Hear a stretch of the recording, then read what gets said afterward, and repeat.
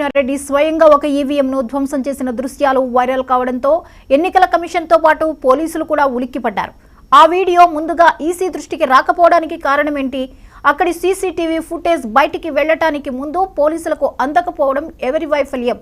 ఈ ప్రశ్నలతో ఉక్కిరిబిక్కిరైన డీజీపీ వెంటనే పిన్నెల్లి అరెస్టుకు ఆదేశించారు. అలా పోలీసు వేట మొదలవడంతో పిన్నెల్లి తప్పించుకునే మార్గాలు వెతుక్కున్నారు. ఈ పరిస్థితికి దారితీసిన విషయాలు తెలియాలంటే పల్నాడు ఫ్యాక్షన్ చరిత్రలోకి వెళ్ళాలి.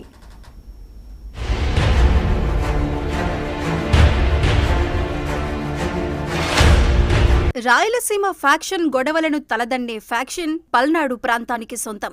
నాయకురాలు నాగమ్మ కాలం నాటి పంతాలు అక్కడ ఇప్పటికీ సాగుతూనే ఉంటాయి. కాకపోతే ఎలక్షన్స్ జరిగినప్పుడు అవి మళ్లీ పురివిప్పి నాట్యం చేస్తాయి. పిన్నెల్లి జూలకంటి కుటుంబాల మధ్య వైరమే ప్రధానంగా ఇక్కడి ఫ్యాక్షన్ రాజకీయం. 1999లో ఇక్కడ టీడీపీ నుంచి పోటీ చేసిన జూలకంటి దుర్గాంబ మీద కాంగ్రెస్ అభ్యర్థి పిన్నెల్లి లక్ష్మారెడ్డి 2000 ఓట్ల తేడాతో ఓడిపోయారు. ఆ ఎన్నికల్లో జరిగిన గొడవలతో సంబంధమున్నవారు లక్ష్మారెడ్డి బంధువులు. వాళ్లు దుర్గి పోలీస్ స్టేషన్లో సంతకాలు పెట్టి వస్తుండగా ఒక లారీలో వెంబడించి వాళ్ల కార్ను ఢీకొట్టి పారిపోతున్న 7గురిని నరికి చంపారు జూలకంటి వర్గీయులు. అప్పుడు జూలకంటి దుర్గాంబ అక్కడి ఎమ్మెల్యే.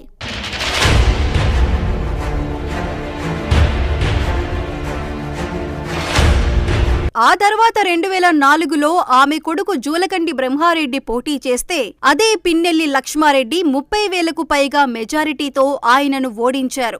అప్పటికే యూత్ కాంగ్రెస్ జిల్లా కార్యదర్శిగా జెడ్పీటీసీగా ఉన్న పిన్నెల్లి రామకృష్ణారెడ్డి అవకాశం కోసం చూస్తూ ఉన్నారు. 2009లో బాబాయి పిన్నెల్లి లక్ష్మారెడ్డి స్థానంలో రామకృష్ణారెడ్డి పోటీ చేశారు. ఆయన కూడా జూలకంటిని దాదాపు 10,000 తేడాతో ఓడించారు. అలా 2 సార్లు ఓడిన జూలకంటి బ్రహ్మారెడ్డి ఎన్నికలకు దూరమయ్యారు.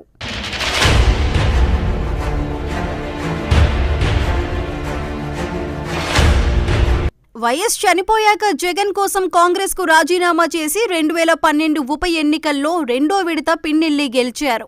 ఆ తరువాత 2014, 2019 ఎన్నికల్లో కూడా గెలవటం ద్వారా 4 వరుస విజయాలు నమోదు చేసుకున్నారు. నిజానికి పిన్నెల్లి రామకృష్ణారెడ్డికి ముందు ఎవరూ ఒకసారికి మించి ఎమ్మెల్యేగా గెలవలేదు. టీడీపీ అభ్యర్థులను మార్చినా ఫలితం కనబడలేదు.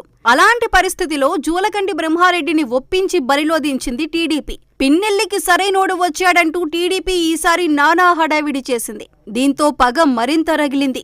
ఎక్కడికక్కడ ఎవరికి వీలున్న చోట వాళ్లు ఓట్లు వేయించుకోవటం మీద దృష్టి పెట్టారు.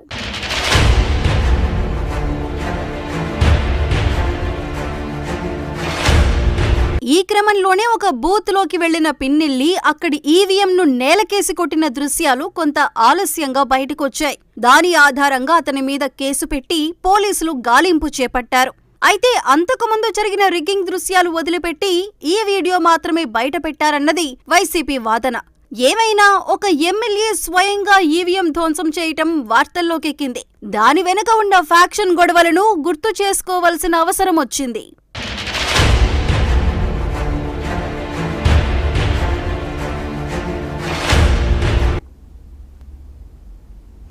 రాష్ట్ర విభజన తర్వాత